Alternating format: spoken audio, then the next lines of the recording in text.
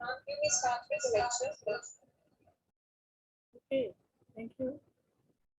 I'm not able to see who has given my introduction, but anyways, thank you very much. Good morning to everyone. As rightly told that I am a student of constitutional law. So my lens to see the work life of Mahatma Gandhi is of course the constitutional law. The major Gandhian ideologies which everybody knows about him is the very first ideology is the truth and non-violence. These are the twin pillars of Gandhian thoughts. For Mahatma Gandhi, truth translated into words and deeds. For him, the ultimate truth was the God and morality. And non-violence for him, that was the active love, which was opposite to violence. So this truth and non-violence was one of the weapon also in the hands of him, so that he could continue with the independence march for India. Then another ideology of Mahatma Gandhi during his lifetime was Satyagraha. Satyagraha, that meant the exercise of the purest soul and force against all forms of injustice or oppression and exploitation, if any. So we see that there are so many satyagrahas which have been taken part during his lifetime. The method secures right for my personal sufferings and not inflicting injuries. Then another ideology was Sarvodaya, which means universal upliftment or the progress of all. Because we know that India was a country and is a country where there are different types of the persons. They belong to marginalized society, they are vulnerable. So we see that Sarvodaya was his ideology, which desired to uplift universal people, and they were trying to make a progress of all concerned. Then Swaraj, that was another ideology.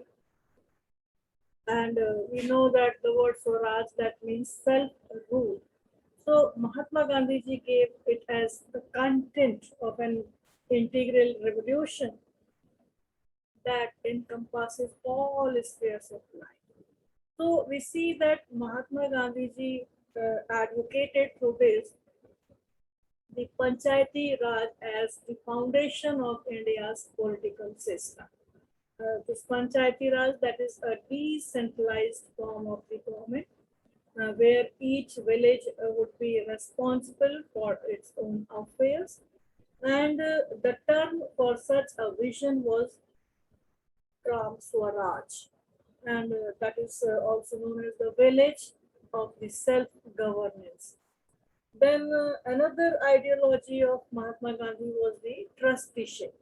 That was a socio-economic philosophy that meant the rich people would be the trustees of the trust and the charities that set up for the purpose of the common people. So the main focus was towards the upliftment of the common. And in this earth has enough for human needs, but not for the human greeds was the ideology of Mahatma Gandhi. And these lines of the Mahatma Gandhi reflects upon how human behavior that destroys the nature and how a sustainable way of living is the need of the earth. Because whatever we are having, we need more and more. So his ideology of the trusteeship, that was the socio-economic philosophy, that meant that the rich people would be the trustees and they should give the charity for the persons or the common people. So Gandhian idea of trusteeship that holds relevance in the current scenario also, as people live lavish lifestyles and destroy the resources recklessly, negligently, or intentionally, and that is relating to the future generations. We all know what is sustainable development, and we can very well relate this trusteeship doctrine with that. What was the idea of Mahatma Gandhi? Then Swadeshi was his very important ideology, and that simply means that of our own country, but can be loosely translated in in most of the context as the self-sufficiency. And Swadeshi is the focus on acting within and from one's own community for both politically as well as economically. So it is the interdependence of the community and self-sufficiency. Presently, what we are witnessing in the present government, that is vocal for local. So that was something, that was the idea of Gandhiji, which speaks about the Swadeshi and self-sufficiency of one's own country. So when we talk about the Constitution of India with reference to Mahatma Gandhi's ideology, then we find that Mahatma Gandhi's contribution to the Constitution of India on a direct basis was nil. Mind my words, I'm saying that on the direct basis, because he was neither the member of the Constituent Assembly nor participated in the drafting of the Constitution, because the Constituent Assembly was appointed and that has worked for the draft Constitution. So Mahatma Gandhi was not the member of that assembly. So in that way, directly, if we want to know as the contribution of Mahatma Gandhi, then it was not there. But we do know that inside the Constituent Assembly, that began drafting the Indian Constitution right from December 1946, there was significant discussion around Gandhian ideas. And Gandhiji had written extensively on the rights and duties of the citizens as well as on the state, what shall be the performance and essentials and everything about the state on the political side. So he never prepared a blueprint of the governance as to what India should have after independence, what type of the governance India should have, though he has written very extensively on these topics. So we know that the Gandhian Constitution of Free India, that was published in 1946. Now, the name of the document is the Gandhian Constitution of Free India, but it was not written by Mahatma Gandhi. This was not a document written by Mahatma Gandhi. Sriman Narayan Agarwal, he drafted it, and that Gandhian Constitution of Free India, that was simply based on the ideas of Gandhiji. And Sriman Narayan Agarwal, who was the writer of this Gandhian Constitution of Free India, he was a Gandhian economist. And we see that though Gandhiji has not written this document, but he wrote a foreword to this document in which he said that the constitution was based on his, that is the S.M. Agrawal's study of my writing. So whatever was written in that Gandhian Constitution of Free India, that was the idea of Gandhiji. That was penned down by Shriman Narayan Agarwal. And he said in his foreword, Gandhiji wrote in his foreword that whatever is written in that Gandhian Constitution, that was not inconsistent with what I would like to stand for. So whatever is written in that book, that is the idea of the Mahatma Gandhi. So it is just a 60-page document which was divided into 22 chapters, and this constitution consisted of basic principles, fundamental rights, and duties. You see that in 1946, the duty part was there in that Gandhian constitution, which was not in the original constitution of India of 1950. And it was only after 42nd Amendment that the duty concept has been incorporated by 42nd Amendment in 1976. So that constitution of 1946 consisted of some duties also, along with the provincial government or the central government and the judiciary. So various aspects were the part of this 60-page document, which was divided into 22 chapters. And it was mostly descriptive as well as explanatory also. So fundamental duties therein, that was conjoined with the fundamental rights. So if there is a right, there will be a duty also. And the document very clearly states that the rights are contingent on the performance of duties. If you will perform your duty, you will get your right. You cannot exercise your right, you cannot enjoy your right if you are not performing your duties. So that was the concept, that was the idea of Mahatma Gandhi, that you do your duty, the rights will come to you. And the same thing was also written by Mahatma Gandhi in one of the correspondence which was made to him, that the human rights, when the human rights declaration was there, that we in India don't know what is the rights. We are only performing our duties. So that idea also, seen very explicitly in this constitution of the free India that was written by Shri Narayan. Then during the constitution making process, there were members of the assembly who were pushing the Gandhian ideas which are to be incorporated in the Constitution of India, especially the system of Panchayati Raj. That is his concept of decentralization. And that is in the primary political unit was to be the village panchayat, and that is to be elected by the elders of the village. So the decentralization idea was that the power has to be given and it has to be started from the grassroots level. And it was to assist and collect the revenue, it has to supervise and cooperative farming, irrigation, village industries, and to manage the schools as well as the police also. So this was the idea of decentralization, and that was pushed when the constitution was being framed, when the constitution was in the making process. So the village panchayat was considered to be a hierarchy of the panchayats indirectly elected at the taluka, district, and provincial levels. That was the idea. That the apex body was considered to be the panchayat, and under that these taluka and provincial levels, districts levels work. They have to work accordingly. So these ideas which was there do not seem to have made much impression on the framers of the Indian Constitution. I don't know how many of you are aware or not that in the first time when the draft constitution was there, the idea of decentralization couldn't find the place in the draft constitution. So this idea of decentralization, that was not having much impression on the framers or on the members of the Constituent Assembly in the Indian Constitution.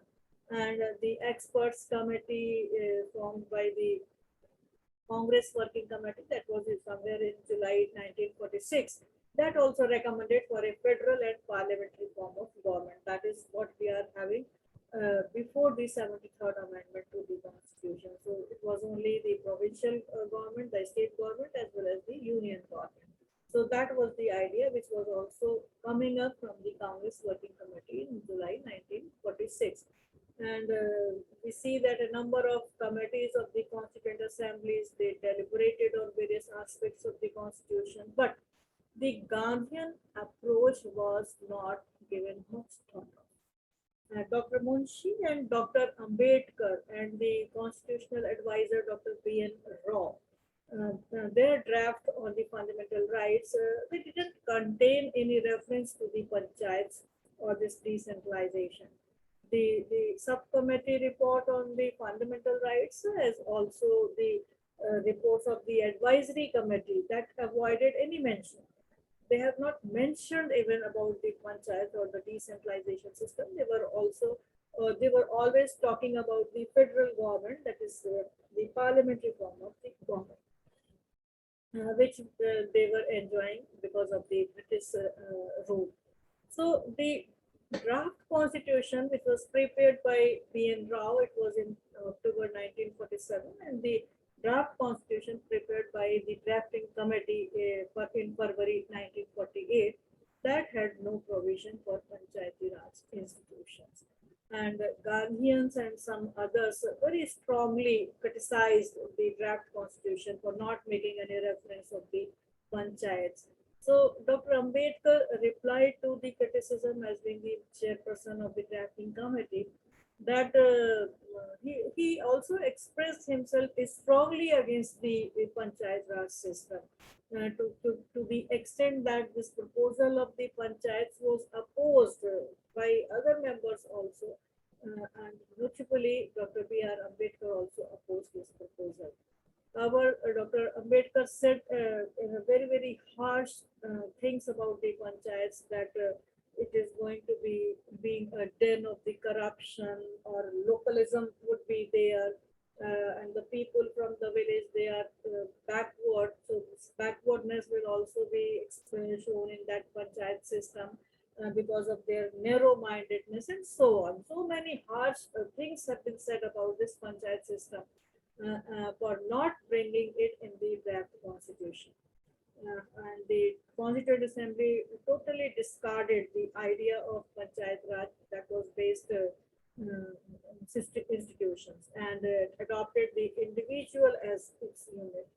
But the drafting committee was in the session of almost 4 months from October 1947 to 1948 February. They thought that this proposal of Panchayati Raj would lead to the reworking of the form and structure of the draft constitution, which they have prepared during this long time after so many debates and discussions.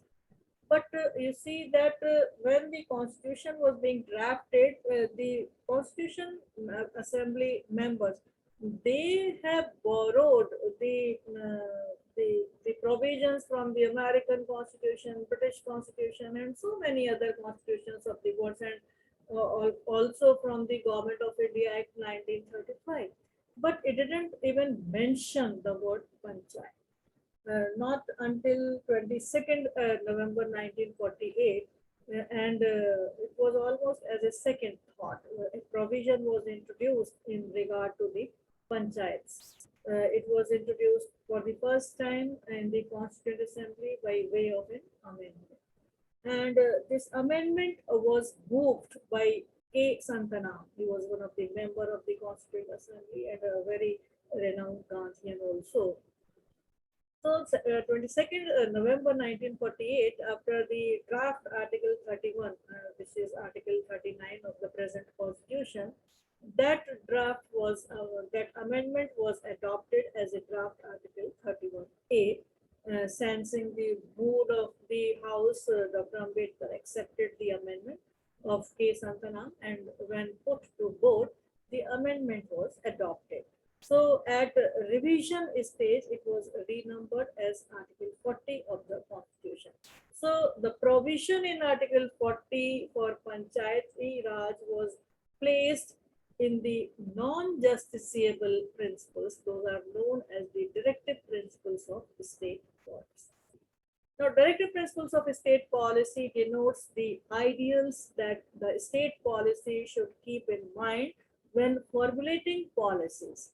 It is enumerated in Part 4 of the Constitution, where Article 36 to Article 51 are there, and those articles are not enforceable in the court of law.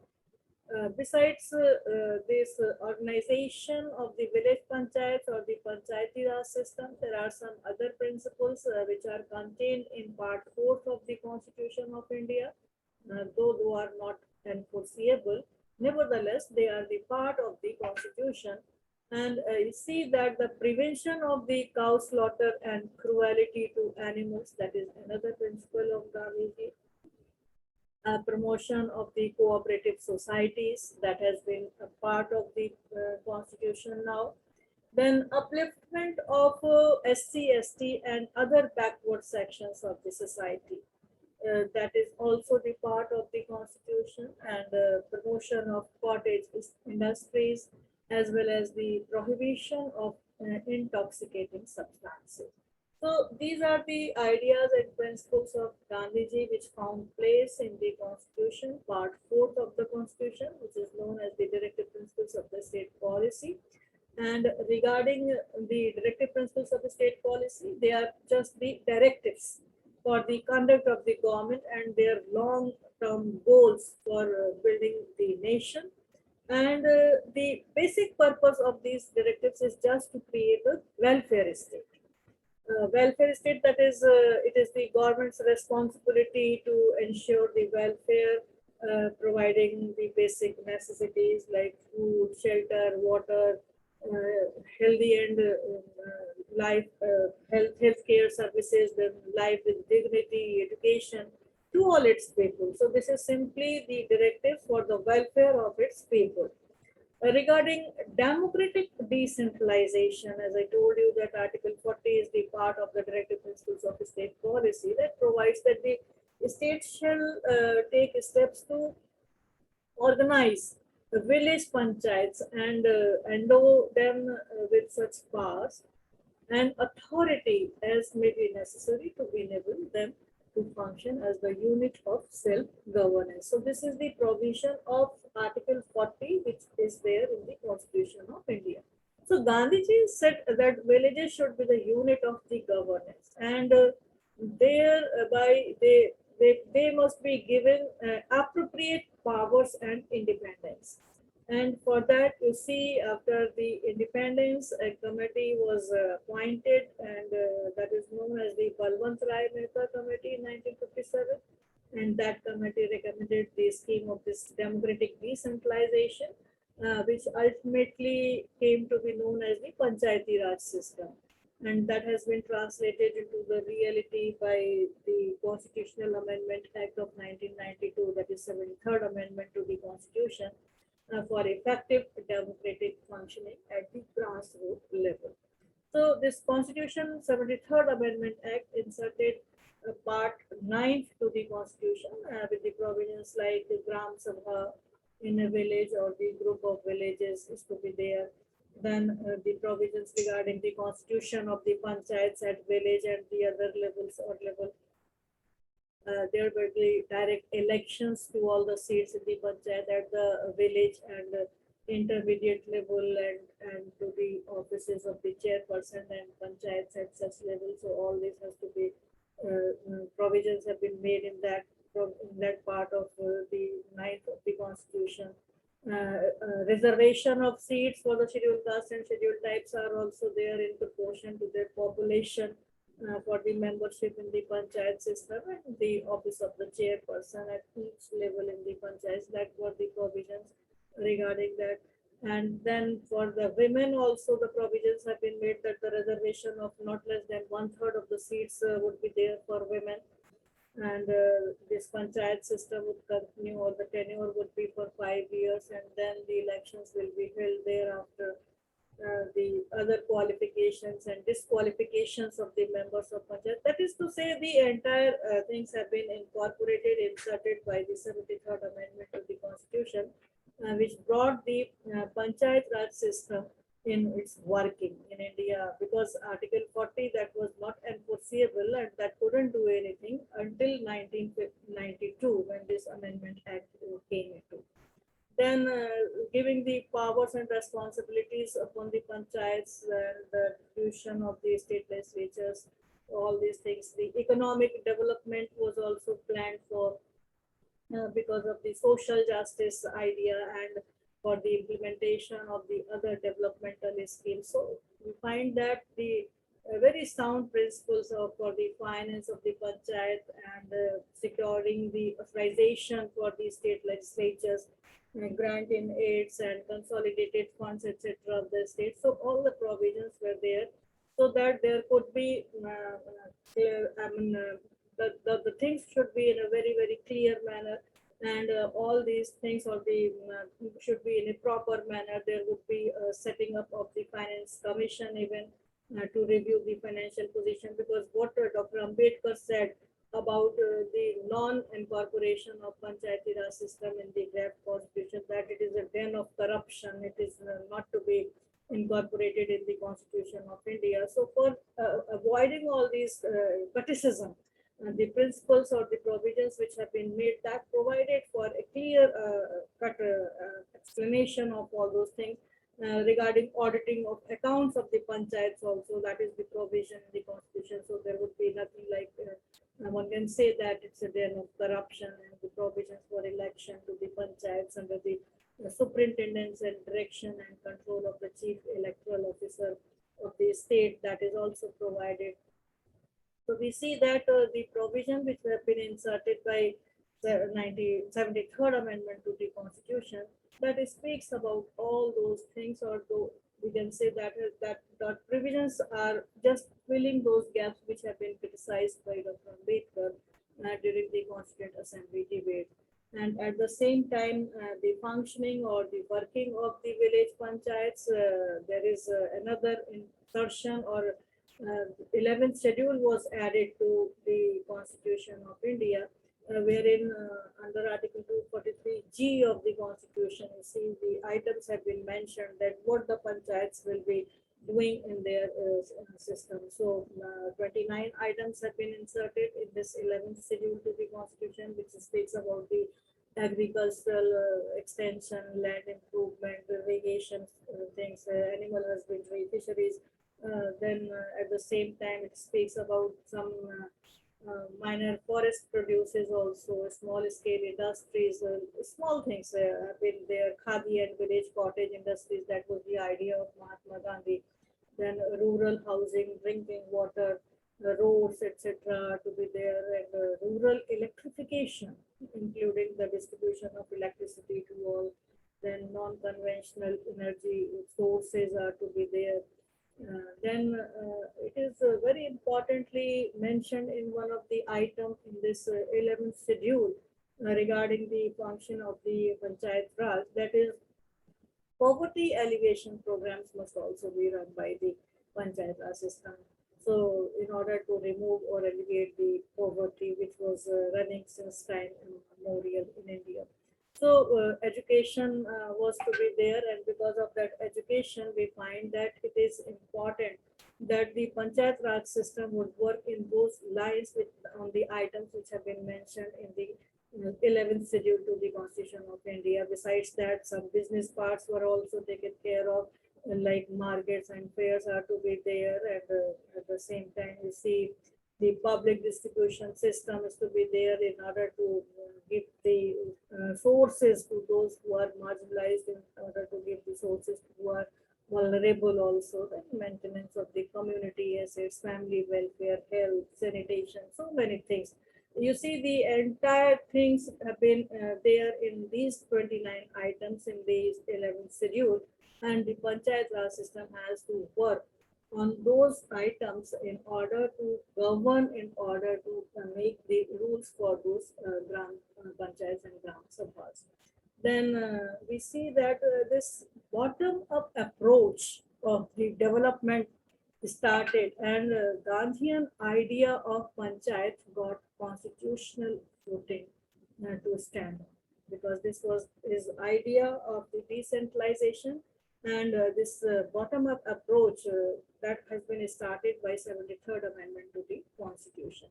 Then besides Article 40 or Panchayat system, we see that his focus was also on the cottage-based industries. And Gandhiji was very apprehensive about too much use of the mass producing machines, and he advocated village-based cottage industries to ensure the full employment. Though we see that 11th schedule has put that in their list, but this was also the idea of Gandhian philosophy. So we find that Article 43 of the Constitution, that speaks about the promotion of the cottage industries in rural areas. And Article 43 says that the state has to endeavor to promote the cottage industries on an individual or cooperative basis in rural areas. So this 11th schedule has put all these things in line. Or we see that the principle has been effectuated through setting up of various institutions like Khadi and Village Industries Board, Small Scale Industries Board, Handloom Boards for the development and promotion of the cottage industries. Some self-help group for women like Seva that helps to build the social capital as such among the poor, especially the women. That has also emerged from this small scale industries or the cottage based industries. So they are very effective mechanism for delivering the range of microfinance serving to the poor, and it acts like a vital link, we can say, the sustainability of the cottage industries, which was the idea, which was the focus of Mahatma Gandhi. So we find that this has got place in Article 43 of the Constitution, and Gandhiji's insistence on decentralization of the means of production. It was not only the decentralization of the power in governance, but the means of production was also there. That is to say, the economic power.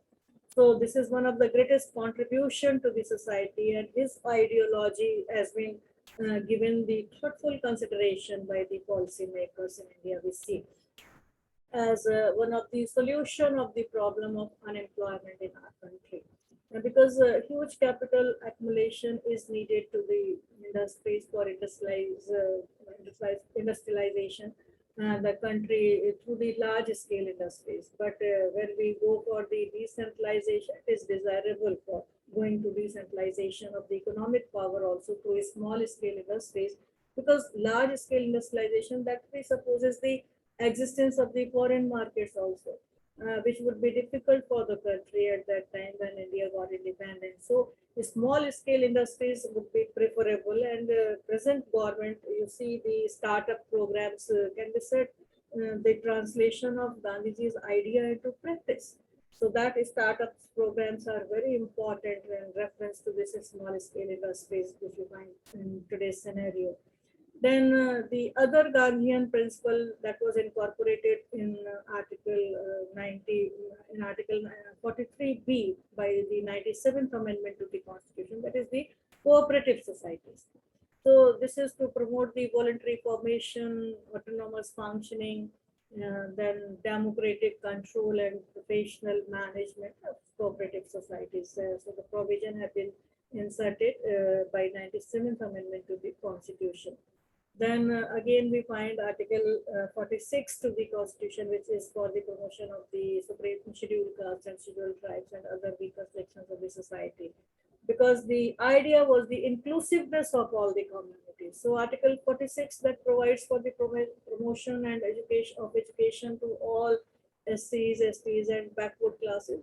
This is incorporating the Gandhiji's ideas of inclusiveness. And he always said that untouchability is to be eradicated. And the Constitution of India under Article 17 abolishes the untouchability.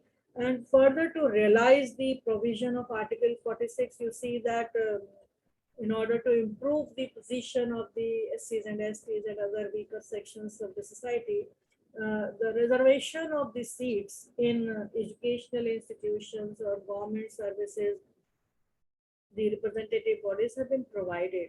And you see the establishment of the National Commission of Scheduled Castes, National Commission of Scheduled Tribes, and the protection of the Civil Rights Act or the Scheduled Caste and Scheduled Tribe Prevention of Atrocities Act. They all have been enacted just in order to protect the scheduled castes and scheduled tribes from social injustices and exploitation, which was writ large when India got independent. Though it is still in the same position, or we can say something has been improved, but still there are certain marks which we can find now in our society. So specific schemes towards these the National Commission like SCST, as I told you, these are the step in this direction of Mahatma Gandhi's ideology of inclusiveness of all the communities. Then Article 47 that prohibits the consumption of intoxication and drugs and alcohol. That was also the idea of Mahatma Gandhi, because he was of the opinion when he was young and he was going for his education to England. Then he was told that in foreign country he has to take the this wine, as well as he has also to consume the meat, etc. So Article 47 and 48, these two articles are the idea, and Gandhiji was of the opinion that neither he will touch the any wine, nor he will touch the meat, nor he will touch any other women even, because he was married at that time. So it was his life history. And we find that Article 47 and 48 is the reflection of that thing which Gandhiji took when he was going to England. So Article 48, that is the prohibition of the cow slaughters or calves or other milks or drought cattle, just to improve their breeds. So these two provisions are the part of the Constitution, the part 4, that is in the directive principles of the state policy. Now the question is that Gandhian principles in directive principles of state policy, what is the relevancy in today's scenario? What we find for these principles, because as I told you, these are not enforceable, not just civil principles, as per the provision of Article 37 of the Constitution, which says that these are the principles which are fundamental in the governance of the country, but they are not enforceable. So Article 40 empowered the village panchayat as the units of self-governance. Democratic decentralization is the key to sustain development in the Indian federal system. We are all now witnessing that after 73rd Amendment, and this proved to be a potent forces for the empowerment of the last men and women, Anantodaya, it is said like that. So that is very relevant provision which has been put in part 4, Article 40.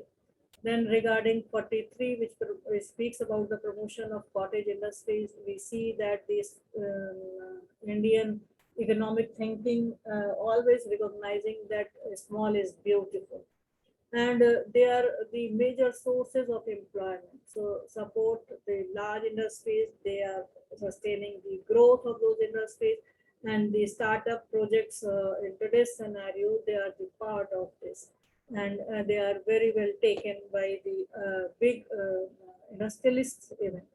So this is also very relevant. Then 43B, that is promoting for the cooperative societies.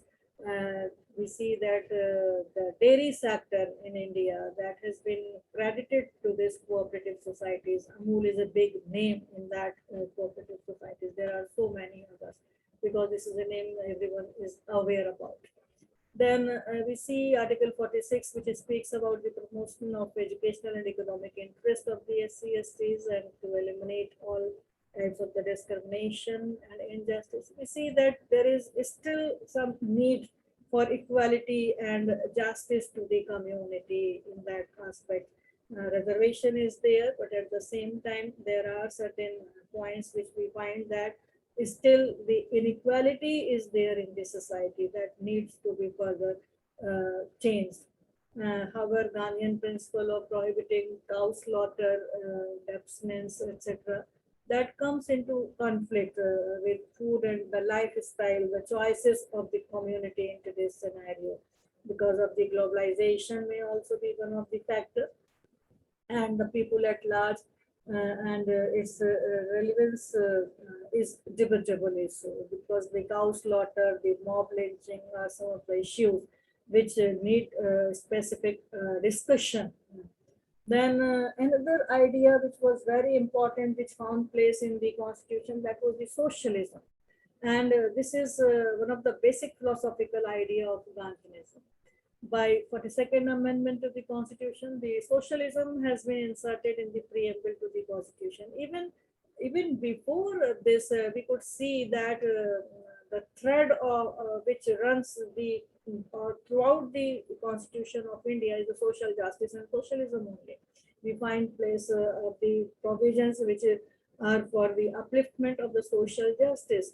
However, we see that his view of socialism is not radical in its approach, but it aspires for a classless society with no poverty, no hunger, no unemployment, and education and health for all. So these Gandhian ideologies have become the indicators for the Indian policy makers over the years, starting from poverty alleviation to Sarv Shiksha Abhiyan, and universal health care, Ayushman Bharat, Skill India program, that is Kaushal Vikas, and everywhere the core inspiration comes from the Gandhian ideas. And this National Food Security Act of India, that is a Gandhian concept of socialism that holds the key as a guiding principle. You find that here in India. And presently, we see that in the fast moving society, Gandhiji's teachings in general are being ignored by public at large. And non-violence on the basis of which India got independence only remained as a tool that Gandhiji used to fight against the Britishers. Simple living is considered as a weakness rather than a virtue. Non-vegetarianism is on the rise. Cruelty to human animals is increasing, though the judiciary is taking proper care of all these things. Very recently, also Supreme Court has given its verdict on the cruelty against the animals, and prior to that, also the High Courts of Uttarakhand and High Court of Punjab and Haryana, they have said even to extend the fundamental rights to the animals, birds, and rivers even. That is a viewpoint of the Gandhian ideology. Then SC/STs are to some extent are still backward. So the judiciary is again performing its rights so that they may be brought into the mainstream as per the idea of Gandhiji for inclusiveness in the community. So we see that though the policymakers, they are making the policies on the Gandhian ideas, the provisions are there based on the part fourth of the Gandhian ideas. And if we carefully observe, there is a great wisdom in part fourth of the Constitution of India. The principles in part fourth are very important for all of us. So far as the Gandhian ideology is concerned, it is much more than what we all know about him and his thoughts. He gave us the independence with his political contributions. Uh, when he was speaking as a first political speech, that was in 1916 in Banaras Hindu University at the time of its opening. Then he spoke vehemently against the Britishers, and at the same time he was also criticizing the language, that I have to speak in a language which is foreign to all of us, and because of this system. So this was his contribution, political contribution, which gave us independence also. And his ideologies enlightened India as well as the world even today after so many years. If you are aware that there is one law which is known as Obamacare in US, and that is a reflection of Gandhian idea. It's not confined to Indian territory. His ideologies enlightened India as well as the world even today after so many years. And every individual need to follow Gandhian ideologies in his day-to-day life for a happy, prosperous, healthy, and harmonious and sustainable India, because India is our country, we are Indian, and we have to follow, we must follow. And these ideologies, which are simply saying the simple living and high thinking, because this was the ideology of Mahatma Gandhi, and following that ideology only, we can show the world in this globalization that where we stand, what we are. And these are the principles which found place in the Constitution, that is the supreme law of the land also, on the basis of which we can have our place in the society. So presently we see that all the programs, all the ideologies of the Mahatma Gandhi, those are being translated by the policymakers in our country.